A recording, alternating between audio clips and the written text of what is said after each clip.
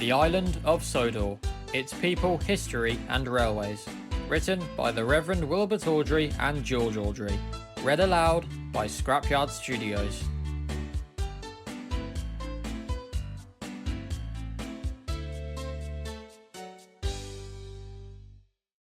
Part 1. The Beginning.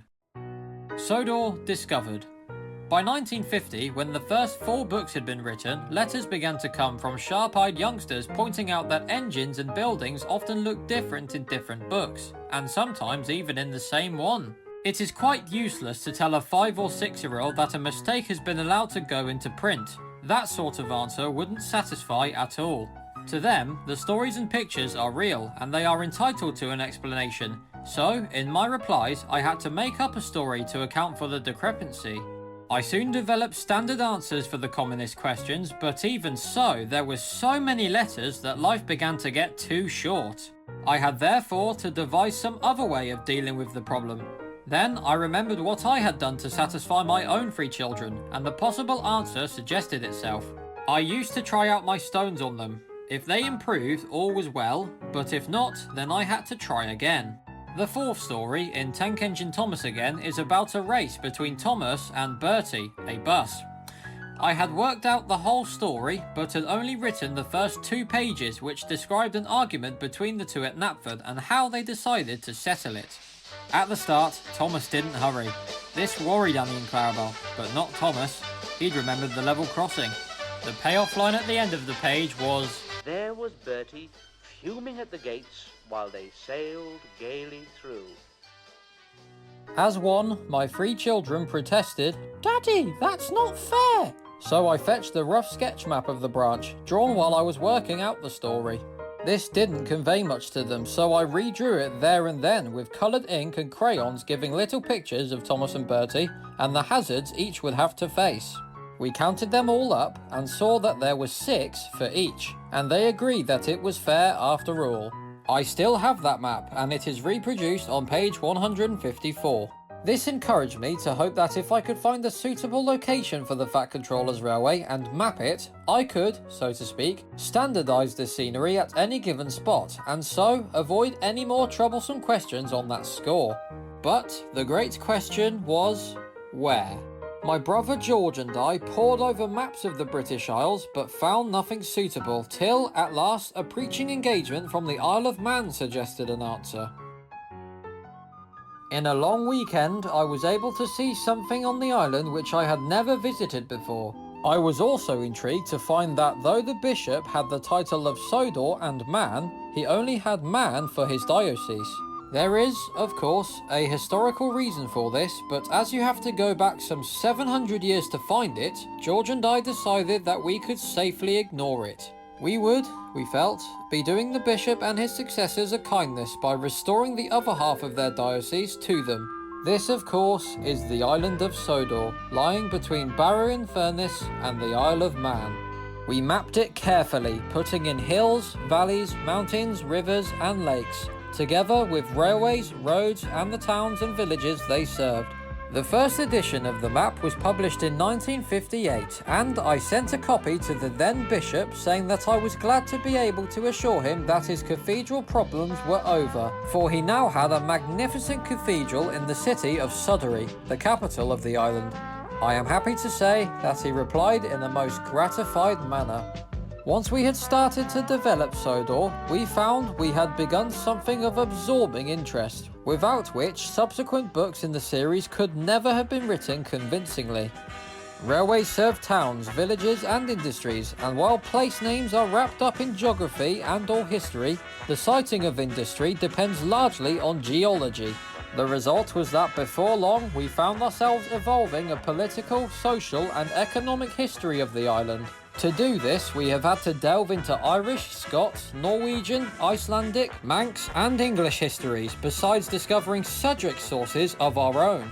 The work combines the activities of historical characters and events with fictitious ones in what we hope is a convincing way. There are, of course, many gaps still to be filled in spite of the extensive further research needed to complete this volume, but we have enough material for 2 different lectures on the railways of Sodor and another on pages from Sodor's history. These lectures are always delivered seriously as befits a learned subject. I remember on one occasion inviting questions after I had given a pages from Sodor's history lecture and was asked, "You write books about the people and railways of Sodor, don't you?" "Yes," I answered. "Well," he went on, "aren't you putting yourself in danger of being sued for libel?" The Sudrian character. The earliest known inhabitants of the island were of Celtic stock. Their language, Sudric, is a variation of Manx, but the difference is not enough to prevent Sudrians and Manx understanding each other. Whereas, however, the Manx people are a fusion of Celt and Scandinavian. Sudrian ancestry is more mixed. In addition to Scandinavian and Celt, there are many of Scot or English, mainly Cumbrian ancestry. But whoever their forebears may have been, it would seem that the Celtic strain has, in the main, prevailed. They are proud to call themselves Sudrians and remain a remarkably close-knit community whose main desire is to manage their own affairs without interference from those whom they dub comeovers or foreigners. By the accident of history, while the Isle of Man has retained home rule, Sodor has, since the 15th century, been attached to the Duchy of Lancaster. But Sudrians have never allowed that circumstance to disturb their way of life. While paying lip services to Westminster, they pursue a traditionally independent course. Throughout their long and stormy history as an appanage of one occupying power after another, Sudrians have learnt the art of putting officious and official people in their place. Anything which does not conform to Sudrian common sense or their idea of the fitness of things is politely but firmly ignored. Though nearly all Sudrians are bilingual, nevertheless has been and still is a time-honoured defence against unwanted foreign interference.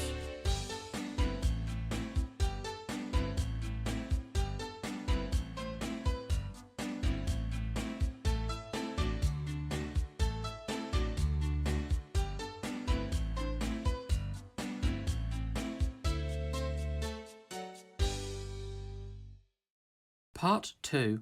Places in Sodor. There are few places of note that are not served by our island's railways. In this section we travel from east to west, stopping at each place on the NWR main line. Branch lines come next, again from east to west. We then visit places served by lines of narrow gauge. Section 1. The NWR main line. Barrow in Furness. The NWR have had running powers into Barrow Central Station ever since their agreement with the LMS in 1925. For through trains, NWR engines are detached and engines from the other railway, BR, take over. Since the 1925 agreement, the NWR have also had their own locomotive sheds, turntable and servicing facilities here. There is also a joint goods yard for exchange of traffic. The bridge over the Walney Channel. Visitors to Barrow, and Barrow's inhabitants too, may think that there is only a road bridge here. This is an illusion. In addition to the Jubilee Bridge, there is also a double-track railway bridge, property of the NWR. It is a Schertzer rolling lift bridge of some 120-foot span, designed by Mr. Topham Hatt and erected in 1915 when the NWR was built. When the road bridge was built to celebrate the Queen's Jubilee, Sir Topham Hatt saw to it that the NWR were given substantial compensation for the extinguishment of their ferry rights. BR have running powers over the bridge to enable them to operate their share of the joint NWR/BR suburban service between Barrow and Norranby as agreed with the LMS in 1925. Vickerstown. Often misspelt with a K, the monkish chronicler, Arnold of Cronk, records that when in 1150 Cronk Abbey was founded as a daughter house of Furness Abbey. The abbot of Furness asked for a grant of land on which his agent or vicar could be a resident. King Ogmund, suspecting that this might lead to English infiltration, would only grant him land for a house here, hence the place's name. In 1915, the NWR built their main motive power depot and administrative headquarters here, but following the NWR/LMS agreement in 1925, there was no longer any need for the Vickerstown shed. It was closed in 1927 and a smaller one erected for engines operating the car ferry service. The turntable was taken up and installed at Barrow. References: Thomas was station pilot at Vickerstown till he escaped with a goods train, and after narrowly missing disaster on Gordon's Hill, stopped a few yards short of the buffers at Wellsworth. Thomas the tank engine, pass him. Gordon overshoots the turntable here. Gordon the big engine, pages 8 to 17. The Ballyhoo Tunnels. The NWR was built as a strategic railway in time for emergency in 1915. Speed and cheapness of construction were paramount. A single line bore only was cut and up and down lines gauntleted. While work was in progress, a section midway collapsed, leaving two tunnels, the western 1 mile and eastern on Henry's 450 yards. Following the Henry incident in 1922, a second bore was cut to provide a double track line. Crovan's Gate. The town is so named because of the narrow pass, once much narrower than at present since road and railway builders have enlarged it. This pass has for centuries been the only practicable route from the east into the interior. King Godred Crovan with 300 men held some 4,000 Normans at bay here for a day till reinforcements under Jarls Sigmund and Thorkel could arrive and occupy the surrounding heights. Then, feigning retreat, Crovan lured the Normans through the gap which Sigmund then closed. The Normans were thus pinned down in a narrow space which they had no room to use their superior horsemanship except in trying to escape from what had become a virtual massacre. Apart from its military importance, Crovan's Gate has been an agricultural market town till, in the 18th century, the Crovan's Gate Mining Company made it the headquarters for their operations at Ward Fell and in the Skarloey Valley. In 1915, the NWR established repair shops here. Since 1925, these shops have been expanded as required till, with the decline of steam on the mainland, the works are now equipped with machinery and craftsmen able to tackle any type of steam locomotive overhaul or rebuilding that may be needed. References: Edward goes to Crovan's Gate for repairs and meets Skarloey. 4 Little Engines, page 5. Gordon meets a handle at Crovan's Gate exchange sidings. Little Old Engine, page 5. Toby is sent here for repairs. 8 Famous Engines, page 38 to 49. Oliver, rescued by Douglas at Barrow, is brought here for safety. Enterprising Engines, page 45. Duke is brought here for repairs. Duke the Lost Engine, page 57. Early 1865 days at Crovan's Gate. Very Old Engines, pass him. Kelsthorpe Road. The town of Kelsthorpe gets its name from Thorkel of Norwich. He and Godred Crovan fought on opposite sides at the Battle of Stamford Bridge, 1066. Both were wounded and struck up a friendship afterwards. When Saxon resistance to William I collapsed in 1067, Thorkel was so disgusted that he marched his men across the Lancashire coast. They were welcomed in Sodor and granted land in return for help when required in the defence of the island. References: Henry's super rescue of 2 trains starts at the signal box and level crossing here. Enterprising Engines, page 23. Bootlace affair about a mile east of KR. James the Red Engine, pages 26 to 31. Edward catches the runaway James west of KR. Edward the Blue Engine, pages 54 to 59. Donald and Douglas rescue Henry from a snowdrift, also west of KR. The Twin Engines, page 49. Kildane. Originally Keel E. Deegan, the Church of the Devil, in allusion to the circle of standing stones on the plateau above the village. There is a local legend with no historical foundation that a bloody battle was fought here against a party of Danes. This tale is reserved for English visitors only, no one else would swallow it. Since the building of the railway, Kildane has virtually become a suburb of Cronk. An hourly service of trains is provided, which becomes half-hourly at peak periods. 4 passenger trains a day each way continue the journey along the branch to Peel Godred, hauled by electric locomotives. In 1967, a ballast processing and distribution centre was set up here by the Arsdale Ballast and Granite Company. Small railway engines, pages 3 to 9. A motor rail terminal was opened here for the island in 1977. Kildane is the junction for the Peel Godred branch. References: James brings his troublesome trucks here. James the Red Engine, pages 46 to 49. Henry had his accident here. Henry the Green Engine, pages 26 to 29. Toby stops here to fill up with water, but is moved on. He runs dry before reaching Kelsthorpe Road. 8 Famous Engines, page 43. Gordon and Henry meet a cow on the bridge which carries the railway over the Balladrin/Killabon Road. Edward the Blue Engine, pages 10 to 15. Cronk. The place's full name is Cronk nigh Bride, the hill in the valley. But nobody ever uses it. The town and castle were built on a curiously shaped rocky eminence which commanded the entrance to the valley, leading to the heart of the island. Kronk, with its strategic position, became a fortified town at an early date, but the castle is relatively late. It is a development of a much earlier Celtic peel or refuge tower. It was built in 1104 by Sigmund, the first king of an independent Sodor. He pulled down the peel and replaced it with a Norman-type motte and bailey. During the Great Rebellion, Kronk, having been promised Irish help via Harwick and Peel Godred, held out for 4 months against Cromwell. But the relief never came. The garrison surrendered on honourable terms and the castle was blown up. The ruins are in the care of the Sodor Island Trust. The town is a busy one but has no big employer. There are, instead, a large number of small firms all engaged in light electrical industry or instrument making of one form or another. Kronk is a fascinating town and an ideal centre from which to explore the island. It has a number of good hotels, of which the Crown of Sodor in Sigmund Street is probably the best. References: Gordon loses his dome on the viaduct west of the town. Duck and the Diesel Engine, page 17. Gordon waits here to take over the express from Stepney and Duck. Stepney the Bluebell Engine, page 55. Super Rescue ends here with Flying Scotsman and Donald waiting to take over the 2 trains from Henry. Enterprising Engines, page 31.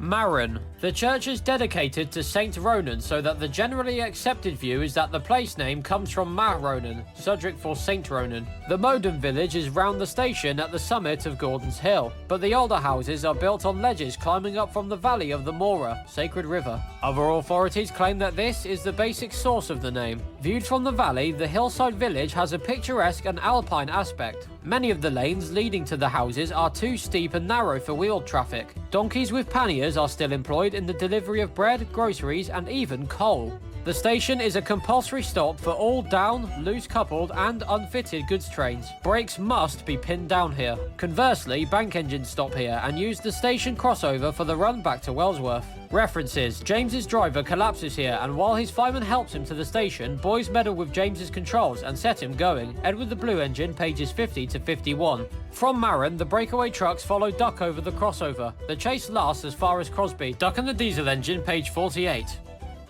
Gordon's Hill. Since Kronk and Maron are some 280 feet higher than Sudbury Junction near Wellsworth, the 5 miles at a ruling gradient of 1 in 75 have through the years been a testing ground for the NWR locomotives. Gordon stalled here with a goods train soon after he arrived in 1923. It has been called Gordon's Hill ever since. References: Gordon stalls here in 1923, 3 railway engines, page 25. Thomas's trucks nearly get away from him, Thomas the Tank Engine, page 43. James lets trucks get away from him, Thomas the Tank Engine, page 52. James runs away down Gordon's Hill, Toby the Tram Engine, page 40. James stalls on wet leaves, Gordon the Big Engine, pages 22 to 31. Troublesome trucks break away, James the Red Engine, pages 40 to 45. Douglas pushes too hard and the brake van collapses, Twin Engines, page 40 to 45. Sudbury Junction, sometimes called Edwards Junction. Gordon's Hill linked the 2 main standard gauge lines in the island. They were the Sodor and Mainland, S&M, and the Tidmouth, Wellsworth and Sudbury, TW&S railways. The TW&S was a coastal line, often no more than some 20 foot above high tide level. The signal box here controls entry to and from the branch to Sudbury and Brendan. Reference: it was here that Edward was switched to the main line and Gordon to the branch. Mainline engines, page 34.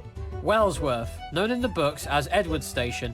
The name probably derives from a well, now dry, in the grounds of the old nunnery. Legend has it that Saint Tiber, or may have been Saint Ebba, in the 6th century, had a dream. As a result of it, she caused a well to be dug here, and, with its water effected many remarkable cures. The poor Clares settled here and built their hospital around the well. Though Henry VIII nominally suppressed the order in 1534, the Sudrian interpretation of the act secured that St. Tibert's Hospital remained and expanded as need arose. It has recently been rebuilt on a new site and has deservedly the highest reputation of any hospital on the island. Wellsworth is a pleasant seaside town. The air here is reputedly pure and bracing. There is a convalescent home, and many doctors recommend a period spent here to patients suffering from respiratory ailments. References: Thomas brings the trucks here from Vickerstown and meets the Fat Director, Thomas the Tank Engine, page 44. A breakdown train is kept here, Thomas the Tank Engine, page 51. Thomas works in the yard here, and doubtless banks trains up Gordon's Hill when required, Thomas the Tank Engine, pages 48 to 49. The fat director lives in Wellsworth and comes to the station every morning to catch his train, Thomas the Tank Engine, page 48. While here, Thomas rescues James after his accident, Thomas the Tank Engine, page 61. James runs away down Gordon's Hill and collides with some tar wagons here, Toby the Tram Engine, page 42. The Vicar of Wellsworth rescues Trevor from scrap, Edward the Blue Engine, page 38. Bertie's chase ends here, Edward the Blue Engine, pages 28 to 31. Duck spends some time here with Edward when he has to leave Tidmouth, Duck and the Diesel Engine, page 46. Crosby. Originally Croshburr. Crosh meaning cross or crucifix, and burr meaning croft or farm. The name clearly derives from the remarkable stone cross which stands on a mound in the churchyard. It is unique in the island, and though it bears an affinity to that at Gosforth in Cumbria, we have never seen anything quite like it anywhere else. It dates from the early 11th century when the revival of Christianity in the island began to take hold. A cross of Celtic pattern is mounted 10 foot above ground on a single slab of stone. It was a preaching cross, and the carvings of each of the four faces gave some idea of the method missionaries had to use in order to get their message across to people steeped in Norse mythology. Beginning with the south face and working round clockwise, each face portrays legends with which all were then familiar. The creation of the world is represented with the First and Golden Age. The wars of the gods then shatter this harmony. This leads to the gods' twilight with chaos supervening. Finally, the eastern face portrays the coming of the promised son of the gods, the all-powerful, and the dawn of a new age. This consummation is shown by the crucifixion with Mary Magdalene and Longdenus at the foot of the cross, while the final triumph of good is symbolized below them by the lamb trampling serpents underfoot. The cross stood undisturbed for some 600 years till James Catherick, a Puritan preacher from the Isle of Man, was introduced into the benefice during the Commonwealth. Catherick took great exception to graven images and called repeatedly for the destruction of this monstrous idol. Crosby's people were outraged. It is not to be supposed that they appreciated its value, but it was theirs, and with true Sudrian spirit, they were not going to allow any foreigner to tell them what to do with it. They sent word to their real vicar, the Reverend Samuel Hayhoe, and waited their opportunity. Since no Crosby people would volunteer to help him, Catherick had to enlist godly helpers from outside. 2 days later, he returned to find that in his absence, the cross had unaccountably disappeared. Catherick was furious. Not only had he been made to look a fool, but he was also out of pocket, for in order to induce his godly helpers to come at all, he had had to pay them in advance, and this payment they now flatly refused to return. As was to be expected, he was unable to get any information from the village. All professed to be as surprised and mystified as he. But he could not escape the impression that behind their deadpan faces, the whole village was laughing at him. Legend has it that hellfire, brimstone, and the dreadful fate of sinners loom large in his sermons for the next few months. At the Restoration, Mr. Hayhoe was reinstated, and a few weeks later, the cross, little the worse for its adventure, was levered into its socket amid general rejoicing. It is regretted by some that the church does not match the cross. Little remains of the original 11th century building. The first church was a small one consisting of nave and chancel only. This, with embellishments put in during the 13th and 14th centuries, survived till the 1860s and by then was in great need of restoration. Crosby's popularity as a health resort had then begun, and the need was felt for a larger building to match the town's expensive growth. The old church was accordingly pulled down and reconstructed aisles were added on both sides of the nave, and the result was virtually a new church with little reference to the old. Its links with past ages were lost, but as a Victorian period piece, it nevertheless had its charm. One link with the churchyard cross there is, albeit a tenuous one. Walk down the centre aisle to the chancel arch and lift the carpet at the foot of the pulpit steps. A stone slab covers James Catherick's remains laid here at his own wish in 1659. The epitaph reads, "James Catherick lies here, whose name alone the pulpit will preserve without this stone." None of his sermons have survived. Nevertheless, his attempt to destroy their cross and their success in foiling it has kept Catherick's memory green in Crosby's local legend. For the rest, Crosby is a quiet seaside town with the same salubrious air as Wellsworth, and is popular with visitors and convalescents alike. References: James is derailed 1.5 miles east of the station, Thomas the Tank Engine, page 57. Boys standing on the bridge drop stones, Henry the Green Engine, pages 51, 53 and 61. Cows charge Edward's train 2 miles west of Crosby. Edward the Blue Engine, pages 4 to 7. During Bertie's chase, the bus driver fails to catch Edward and telephones ahead to Wellsworth. Edward the Blue Engine, pages 24 to 27. Duck, propelled by runaway wagons, crashes into a barber shop in Crosby Station Yard. Duck and the Diesel Engine, pages 56 to 61. Crosby Tunnel, 1 mile in length. It was cut by the Wellsworth and Sudbury Railway, W&S, in 1912, following the agreement made in that year to amalgamate with the Tidmouth, Knapford and Elsbridge Railway, TK&E, to form the Tidmouth, Wellsworth and Sudbury Railway, TW&S. The tunnel, originally cut for a single line, was opened out for double track in 1915 when the MWR took over the TW&S Railway. Knapford. It will be noted that there is a certain Englishness about the place names in this area. This is because it was formerly fenland drained and reclaimed by English engineers. For centuries, the area below Elsbridge had been flooded both at high tide and when the river was in spate. At other times, it looked innocent enough to tempt unwary invaders to choose this route inland. All without exception found themselves engulfed in bog. During the 1880s, the Ulstead Mining Company became interested in the minerals, mainly lead, waiting to be found on the higher ground east of the marsh. But without a firm footing, they could not be either extracted or transported away.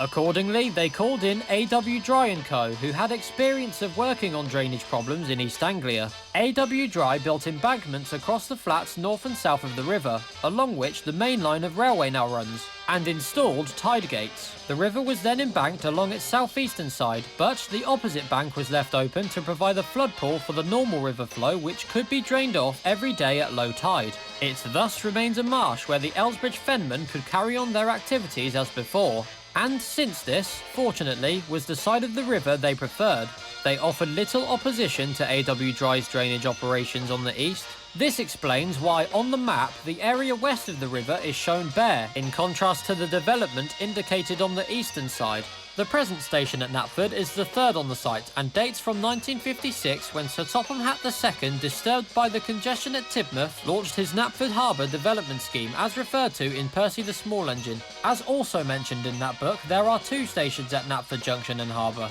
It will be remembered that it was from Harbour Station that Percy took the children home during a cloudburst, Percy the Small Engine, page 50, and had to negotiate floods north of Toywreck on the way. Knapford has been useful as a supplementary harbour, but its exposed position has not enabled it to provide the best answer to Sir Topham Hatt's problem. That was why in 1966 he went north to see what could be done at Arsborough.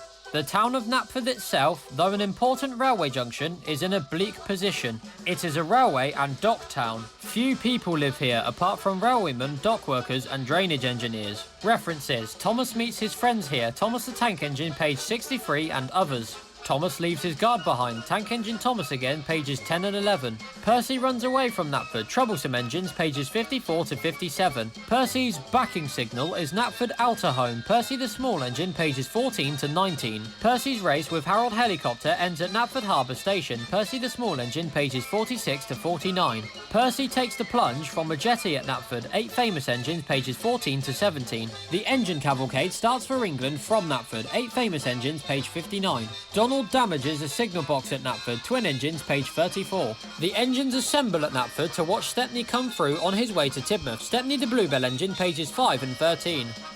Tidmouth, port, town and railway station. There is a mistake in the map to be noted here. The main line continues from Knapford as far as Tidmouth and should be marked as such. Tidmouth's rise and development is mainly due to the enterprise of A.W. Dry & Co. Already mentioned under Knapford, the harbour, which is deep and well sheltered, has been known for centuries as a safe place in which to ride out storms. But access from land was, until the 1880s, only possible on foot or by pack pony.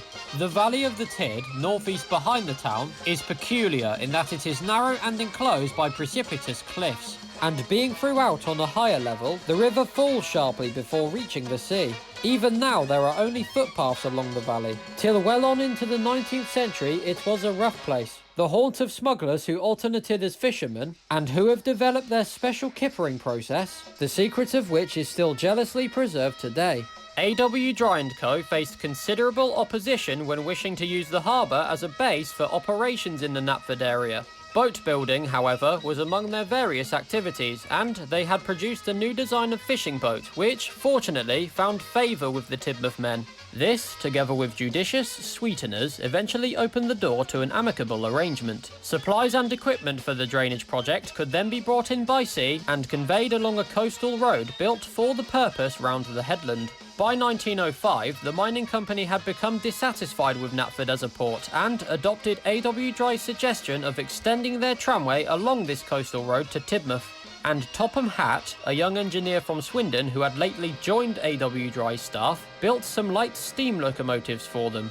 All went well and trade boomed till an autumn gale in 1908 destroyed the road and the tramway with it. Trade was disrupted and numbers of miners were thrown out of work. The situation was desperate. AW Dry had a large interest in the mines and had not yet been paid in full for the drainage work done. With the help of a treasury loan, they put unemployed miners to work under Topham Hatt's direction, cutting a railway tunnel through the ridge south of Tidmouth and laying a railway directly from Tidmouth to Knapford.